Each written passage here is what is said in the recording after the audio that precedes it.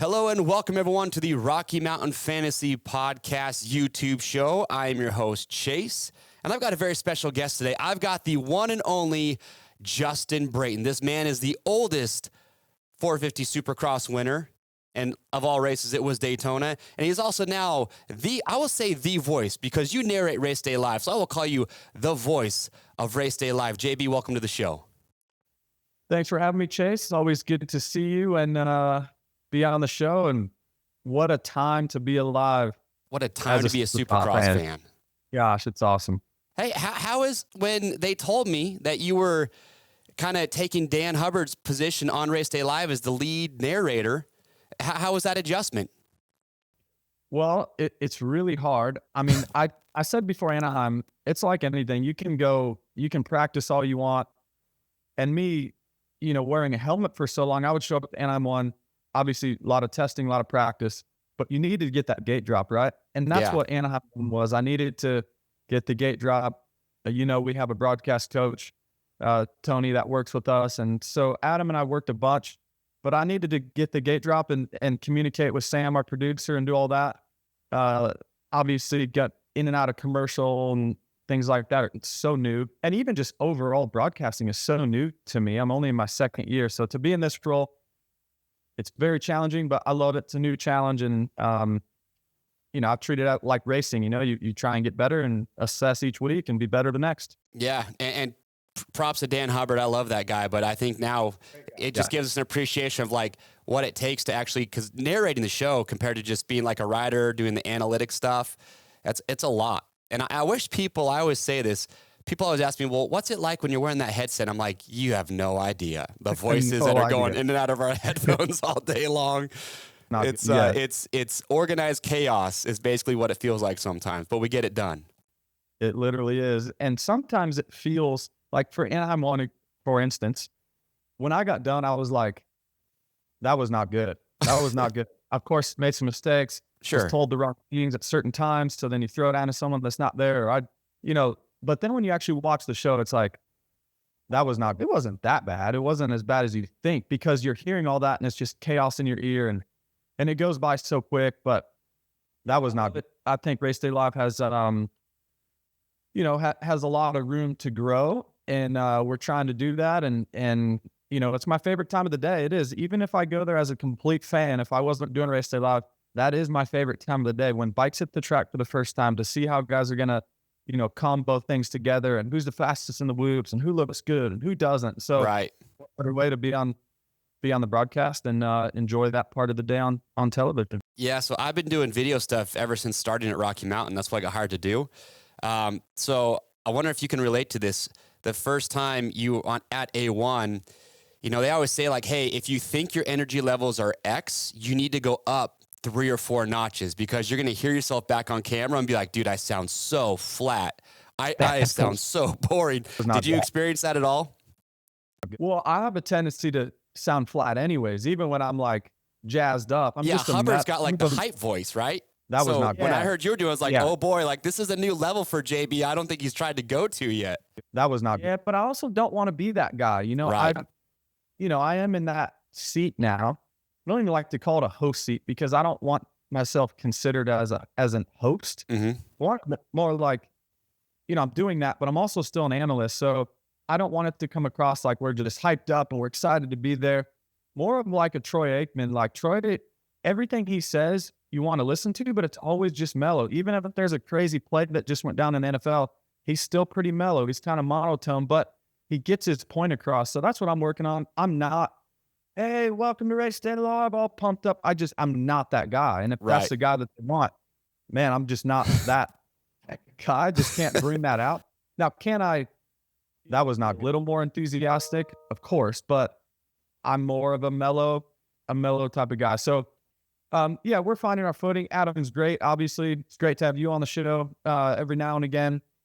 And a lot of the times, I think during qualifying, that was not good. That's my favorite time, right? But I do think we've done a great job. Adam can analyze with the best of them. I feel like I'm pretty good at seeing things. So us together has been a lot of fun. It's all the other stuff that I need to get a little bit better at, of course, but It's just going to take more reps. Yeah, I was the same way with Lurch. When they told me I was going to fill in for him, I was like, I don't know how you fill those shoes, but you find your own way, you find your own thing, and you're just like, this is who I am, and yeah, you stick with it. Well, look, man, let's get to the nitty gritty here. We talked about what it is, what a time to be alive as a Supercross fan, and San Diego did not under-deliver in any way, shape, or form, because the fans this year are getting everything they want. You get the drama from A1, where Jett, way outside top 10, Hunter's out there, Tomac goes down lap 1 when he's leading, Sexton finally shows that he's got the bike sorted out, he can win, and then you come to San Diego. I got to ask you this, though. Did you have on your bingo card a red number 3 background going into round 3 of the 2025 season? Well, I did pick him to win. Same. I did pick him in San Diego. I think he wins that race at Anaheim 1. I do. I think he wins it. I think Chase, obviously Chase is riding great, but I really feel like Eli's off-season racing so much. He is firing on all cylinders right now. Now, does that hurt him in 15 weeks from now or 14 weeks from now?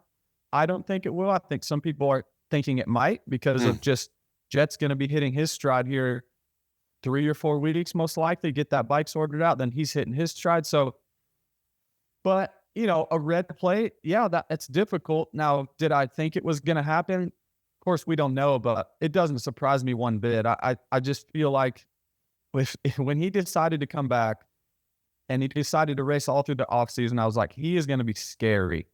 Yeah. At the start of the season. He just is.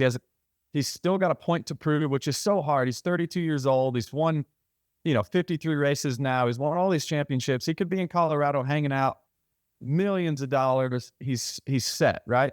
Everything. He's on Mount Rushmore of our sport, in my opinion.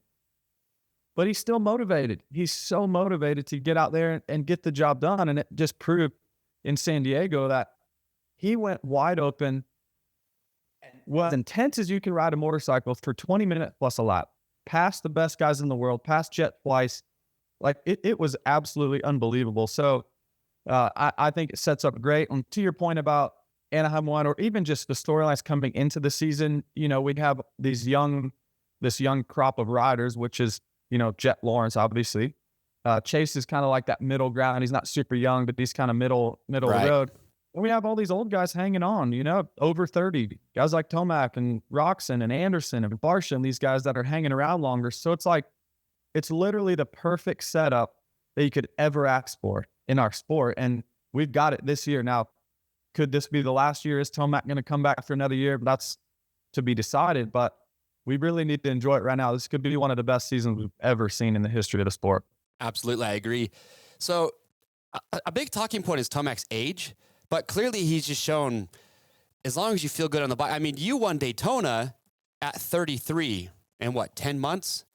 I turned 30 the next Tuesday after Daytona, so it's almost 34. Wow. So when you won Daytona, did you feel like you were just as fast at any point in your career at almost 34 years old? I think the fastest I rode a motorcycle was that year, 2018. Maybe 2012, there was certain weekends, but when I tell a lot of people, I told Justin Hill this past weekend, he was just talking about his age and, his kind of resurgence, we've been talking about it, but that was not years of that I felt was really from about 32 to 36. And when I say how I felt, not only physically, mentally, I was confident. I was okay in my own skin because for so long, your identity is motorcycles and your results. You live and die by Saturday night at 9:30. That's how your next week is you got 8.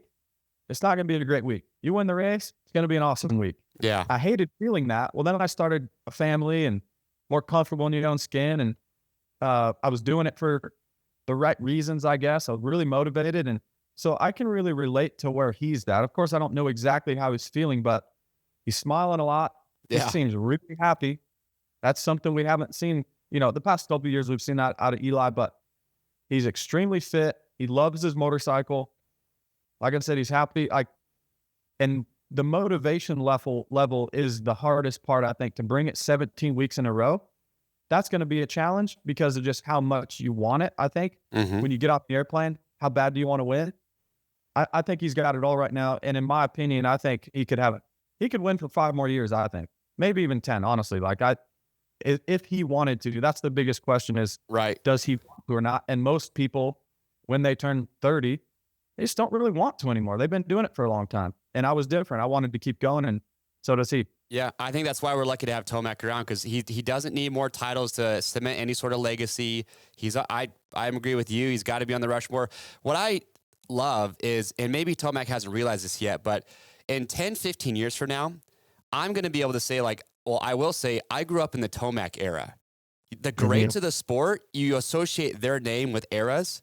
You had the McGrath era, right? Because that's as far back as I go. I was very young when McGrath was winning his titles. You had the RC era, the Stu Villapoto, and the Tomac era. Like, he will be remembered for a specific length of time where it was like, that was Tomac's day. You know what I mean? Like, you've got the Roxons and the Andersons and even Dungy, but people are going to say, I grew up through the Tomac era. Like, I got to witness that, which is, I don't know if Tomac really thought of it that way, but that's pretty freaking rad. Yeah, and it's a few eras that he's been in. You know, he raced James, he raced RV, he raced Dunge, then he raced Kenny and Cooper, and now he's racing Jett. Yeah. So, I mean, think about the guys that he's had to go up against and race and beat for championships. Like, it's what a cool career, and I love that it's still going because, you know, I think he's even said it in his words. If he wins that championship in 23, probably disappears. Yep.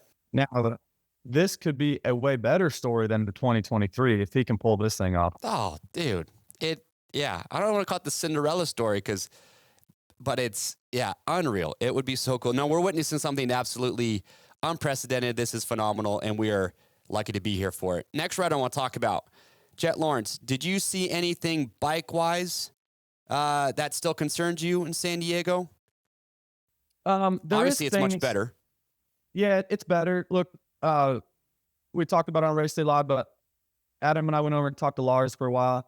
They just came in too stiff. Something that people, you know, we've talked about it for many, many years. I did it. You come in a little bit too stiff or too soft. You miss the mark a little bit. At Anaheim 1 doesn't go great. But I personally think if you rewind a little bit, all last year, Jett was amazing, right? I mean, he could line up and it was automatic pretty much. Didn't look like he was trying very hard. But his starts were on fire. Then Hunter comes on. He starts catching his stride. And then they get this new bike while Hunter's hitting his stride. The bike's great. Then they go to Motocross of Nations. After Motocross of Nations, they take some time off. And the moral of the story for me personally, and this is just my opinion, is I think, and they're really smart, right? Darren is a very smart guy. We've got 31 races in SMX now. Yeah. They did a lot of racing last year. They took a lot of time off, though, in this off season. They traveled a bunch. They went to Paris. They raced in Australia. They took several weeks off the bike. If you just, from Motocross of Nations to Anaheim 1, they took a lot of time off. So I think it's a little bit of, hey, we're a little bit rusty as riders. Mm-hmm. I'll say our bike isn't completely there yet because we're a little bit rusty. Like, I think it's both. I do feel like it's 50-50. And if you notice, he's not panicking at all. I think underneath it all, he's like, yeah, I know I'm kind of 80%, 85% right now, but just wait, guys. And I do think, and I did this as a racer, you put so much emphasis on Anaheim 1. You got 16 more races just in Supercross, let alone motocross and SMX now. So I think it's a little bit bike related, but I honestly feel like they're not razor sharp like Eli is right now. So that's just my opinion, but we'll see in a few weeks. I would say Jeff's mentality definitely seems a little bit different compared to when he wasn't winning any races even just last year. Like, this race, you could tell he was stoked on his second, you know? Yeah. I mean, maybe once he starts winning, that changes a little bit. But, yeah, his attitude after A1, he's like, just wasn't a good night, whatever. This race, he's over there congratulating Tomac. You could tell he actually had a genuine good time racing. Finally got the beast mode, right? He's talking about that. So, yeah, give it a few rounds once they really get that bike sorted out. I did notice, though, maybe it was the main Jett still wheelied off one of the starts. Looked like he maybe had to double clutch, so maybe there's some fine-tuning there, but they'll sort it out. Yeah, there's definitely some fine tuning for sure. Definitely fine tuning but he, like you said, he doesn't seem stressed at all. And that tells me a lot right there just by his body language. Does Hunter win one of these? Can he? Coming in, I would have said yes, but Me now too. with the level that Chase is at, that Eli's at, that Cooper Webb's at. I mean, we haven't talked about Coop, but yeah, we're getting him next. I still look, if I was a betting man or playing fantasy, and I do think he wins one. Okay. I really do. I think just think about how good he was in SMX, and he'll be that good, in my opinion, in probably 4 or 5 more races. Okay. So I think he gets one late. I think it's like like Denver last year where he's out front and Jett second, but it's going to come down to starts. He can't win from behind. He just can't. And he has to win from the front. Got a pole shot, cards got to kind of fall. Maybe Vince freezes second and drifts over on everybody, right? Get a gift. He cleans Let's out not go the there. Let's not go there in this interview. Nah. All right. Cooper Webb. Doing what Coop needs to do. He's probably not going to beat these guys in just all-out raw speed. And he's been pretty good at acknowledging, like, that's not my strongest point. He said, my biggest strength is just you got to beat me over 17 rounds. But for Coop, is there a little bit more pressure for him where he can't have any bad nights? Just because he doesn't, I want to hear your thoughts. I mean, if Coop starts 10th, can he get up to the front like Tomac or Jett or Sexton probably would be able to, right? So is there a little bit more pressure on him to where like he doesn't have to win all the races, but he has to be about perfect the whole season and just not be outside, say, top 4 at any point? Yeah, but that's what he does. That's how he won his championships. Right. That's how he was in the mix last year. He's never the fastest guy. But I will say, obviously, he missed some time in December. We all know that. He was sick this past week and he was throwing up. And he still makes it happen. He still gets that good start. Still puts himself in great positions. And even qualified 4th, he was only a few tenths off of Eli.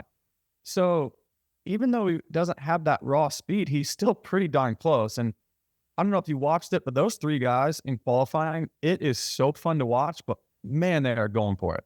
I don't know if that's sustainable for 17, but it is fun to watch. It is absolutely fun to watch. So, yeah, I just think that's Coop's MO. He's never been the fastest guy. He's never, came from the back. But at the end of 17, and in his own words, he's never going to be the fastest guy on a Saturday night or the best guy every weekend. Right. But he's hard to beat 17. And he knows that better than anyone, and he's done that time and time again. With a Jett, a Tomac, and a Sexton, what do you think these guys are doing differently than a Cooper Webb that gives them just that raw? Because Coop, we say Coop doesn't have the raw speed, but he can be Coop's gone fastest qualifier, and we were talking about qualifying. He's 1-2 tenths off, which is a wheel length. You know what I mean? So yeah, I always counter. It's Coop's got the raw speed. I just don't know if for him it's just harder to maintain that level, that pace for 20 minutes straight. But he's shown that he has the pace. But what do you think separates him from those guys in those main event scenarios? Yeah, I think one is it has to be the proper track. The track has to set up for Coop to be the fastest guy, to be the fastest qualifier. Okay. He does look more comfortable, in my opinion, than he's maybe ever looked on a motorcycle. I talked to him on Friday, actually, in San Diego, and I love the way the rear end of his bike looks. Like in the whoops, when I watch him, whether it's videos on his social media or even there at the race, to me, he looks the most comfortable he's ever looked in his entire career, even going back to 250 days in the whoops. Yeah. Now, is he going to be the fastest guy in the whoops? Probably not. But I think he looks really, really comfortable. He's getting great starts already. He's super fit. His tenacity is unmatched. And I think when you add all those things up, of course, we're talking raw speed, but at the end of a race, it goes down. It's like a chess match for these guys. Yeah. Of course, some guys has raw speed and such, but do you really need that raw speed the second half of a main event, or do you just need to be smarter than the other rider and take these creative lines that he's been working on the first 10 minutes of the race, right? And then he outsmarts you. So that's where Cooper Webb wins. He's not too concerned about that flat out absolute raw speed. You're right. He does have it at times, but it takes a certain track setup. So, but I look at the calendar, that home stretch that we have in the Northeast, man, that sets up great for Cooper Webb. In my opinion, those races are going to be ruddy. You know, we may get some weather, you know, if it's not fully muddy and if it's just kind of real ruddy. I think about Seattle last year where he's a tactician. Chase was faster than him, but right. Where's he going to pass him? He's just not. And yeah, sometimes that raw speed, the track doesn't allow for that to be used. That's right. You have to race it differently. Yeah, and if you're going to bring that raw speed the last 10 minutes of a main event with how gnarly it is, you have to take so many chances, and you see guys crash, and Cooper never puts himself in that situation. Have we ever seen Cooper Webb crack shot of a main event with 5 minutes to go? Because he's riding over his head. He just never does it because he's so creative, and he creates these sneaky lines that no one else can really take, and he's really fun to watch, man. He's fun to watch, and he's in the mix this year. He absolutely is in the mix. Yep, absolutely. Sexton, all I got to say is he's got the speed. He's just got to not make, well, Tomac did it A1, but just eliminating those little mistakes, tipping over lap one, doing that sort of thing. All right. Well, yeah, he's back. He's back for sure. Its speed is unreal. He looks happy. That's the biggest thing for me is Chase. When you talk to him off there, or even when Haley's interviewing him after a fastest qualifier, he looks content, he looks happy, and he looks confident. Right. And that's dangerous Chase Sexton. Absolutely. All right. So before we switch gears real quick to 250s and finish this thing up, predictions for this weekend. Anaheim 2. Who are you going to go? Just give me your winner. Who would you pick right now if you're a betting man? I think Jett wins this weekend. Okay. He's due, right? Yep. Gotta it's happen. his turn. I will say, a lot of people forget Cooper Webb had 4 wins last year, second to Jett. Yeah. So, I mean, we didn't have the same Tomac and Sexton, but that's what I was going to say. Tomac was coming off the Achilles, and Chase wasn't comfortable with his bike at all. Yeah. And now they are. Now they're confident. And it's making the season that much better.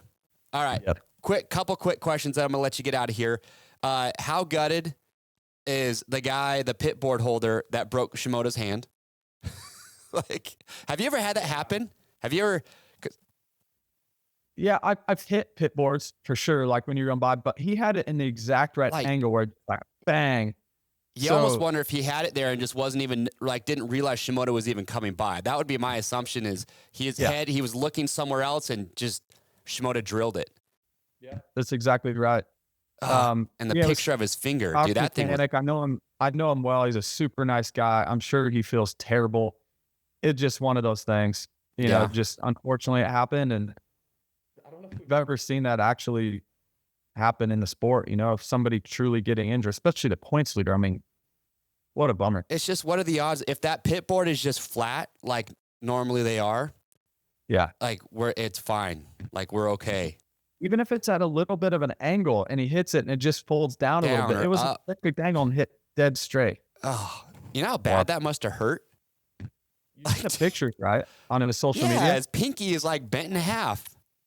And the one thing I will say for all the viewers, when you're riding, especially your clutch hand, all your pressure is on the outside of your hand. So your ring finger and your pinky finger on your left hand, that's where all your strength is for grip. Especially because you're using one finger on the clutch. When I seen it, I was like, I cannot believe he was able to ride. I really can't. Like, it really shows a lot to me about Joe Shimoda. Like, just how tough he is. Because, you know, when you think of Joe, you're not like, oh, man, he's this gritty guy, this gnarly, tough guy. Right. He's kind of in that boat for me, because for him to tough it out like that was impressive.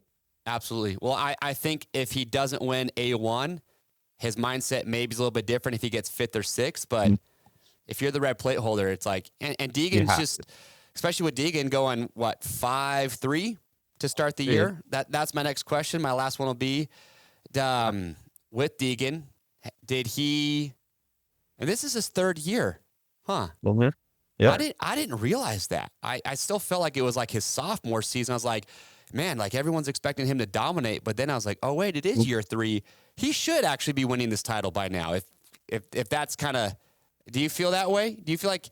Oh, yeah. Okay. Oh, yeah. I mean, I think everybody feels that way. If you just think about the greats, right? And he is in that conversation of what he wants to be and what his potential is. Because Right. if you watch him ride motocross or SMX, he is unbelievable. His Charlotte race, there's two races for me, Hayden Deegan. Buttocks Creek last year, when he was wrapping up the championship and he just demoralized everybody. Said he wanted to smash these guys. Yes, and he did. Like, I was mind blown with the way he was riding the motorcycle. He was unbelievable. Fast forward to Charlotte, round one of the playoffs. He was incredible, making passes, so creative on the track. Right then, I was like, okay, I'm on board. Like, before that, I was like, yeah, there's things that I would see that I'm like, he's really good. He's a great rider.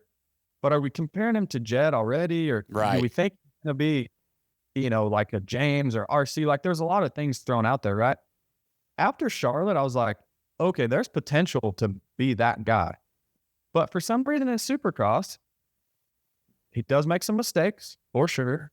He's not putting himself in good positions. He was the fastest guy this past weekend, but it doesn't matter if you start 5th or 6th. Right. Now, I still think the level that he should be at or could be at for his potential, he should still win the race from 5th or 6th. Not just he go to 3rd and Juju's, still kind of pulling away. And right. He's up front, a rookie, 17 years old, so yeah, I mean, we'll see, but I do see things, like that crash in the whoops. I cringe when I see that because a lot of these new age riders, they don't ride with their finger on the clutch. And I cringe at that I'm just like, if he has his finger on the clutch there, he doesn't crash, period. End of story. Is it just because the bike gets away from you and you have no way to try and... You have no way. The clutch to me is just a safety net. Now, when something like that happens in the whoops, you pull the clutch in a little bit. It's like a brake. Right. Of course, you hit your brake, but it's an actual brake, and then you get back on sequence for the whoops. So that's only going to be enhanced on a 450.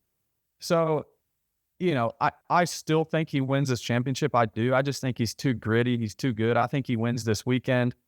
But I will say, it's like 3 strikes, you're out sort of thing. If he doesn't win, and I'm 2 this weekend, I don't know, man. I think they're going to be going back to the drawing board, in my opinion. Well, I know that Brian is very calculated. He's been very strategic with every step that he has done with Hayden to this point.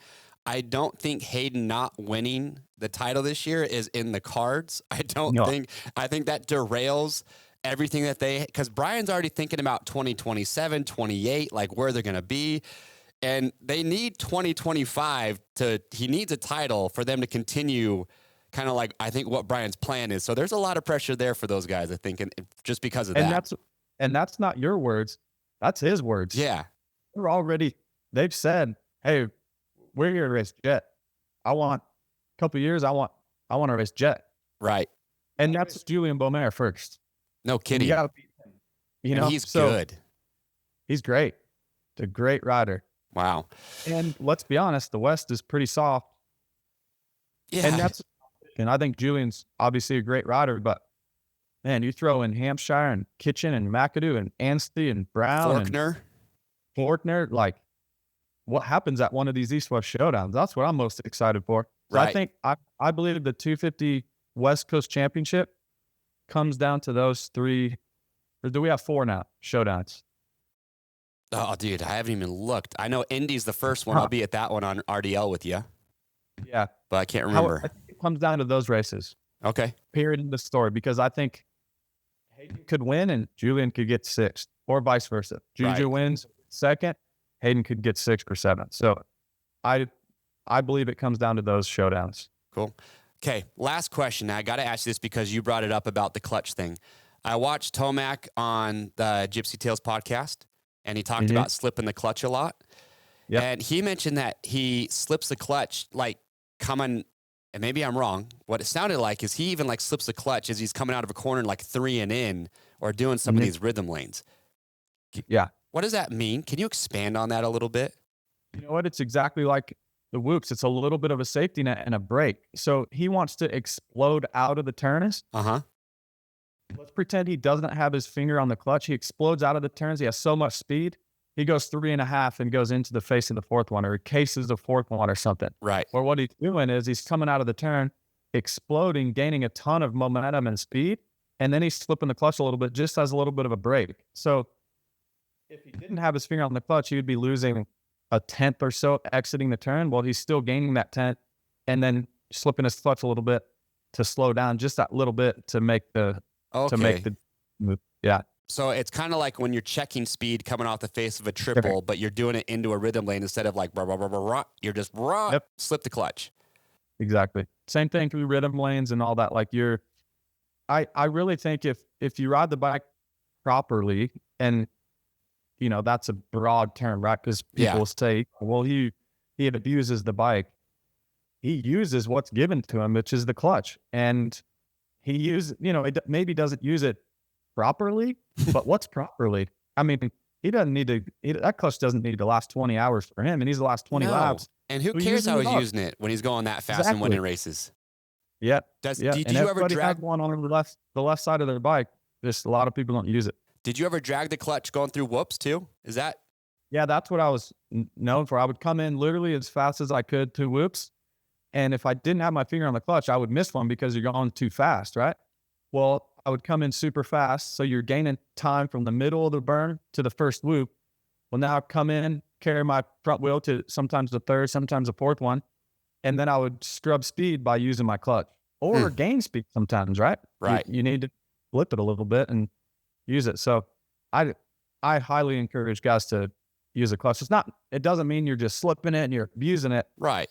There has a safety net. You don't need it all the time, but in the instance where Hayden or, guys like that, just use it. Yeah. What it's there for. No, I was at an outdoor national one year and I heard Barsha and Tomac coming over the jump, and I could tell that they wouldn't even let off the gas off the face. They were just pulling the clutch in as they're to scrub a little bit of speed. And so their bike was just instantly to the rev limiters or leaving the face. But again, it's just, why let off the gas if I can just pull the clutch in to slow down that tiny little bit to scrub some speed off the face of this thing. Yeah. I don't get it, never will, but it's pretty cool to watch. Yeah. All right. Well, Mr. Justin Brayton, we're going to let you go, man. We really appreciate taking the time to do this call. What a time to be alive and watch Supercross. And this weekend, the storyboard's there. Sexton needs a rebound. Webb's we're going east fairly soon, but Webb's right there in reach. I hope Anderson rebounds. I don't know what happened to him. He was sick as well, yeah. He was sick as well. A lot of guys sick right now. A lot of guys sick. Yeah, okay. Well, either way, we're in for a treat this weekend, and I can't wait to see it. You've been crushing on Race Day Live, man. Congratulations. It suits you well. I like the dynamic of you at AC in the booth because you get analytical. I like the analytical side that you guys bring, but I also like that it's almost just two retired dirt bikers just bench racing. So it's a good vibe. I like it. Yeah. Thanks for having me on, man. Appreciate it. And Anaheim 2 is going to be great. All right, man. Can't wait we'll see you here in a couple weeks. Awesome. Thanks, Chase. Right, Later. See ya.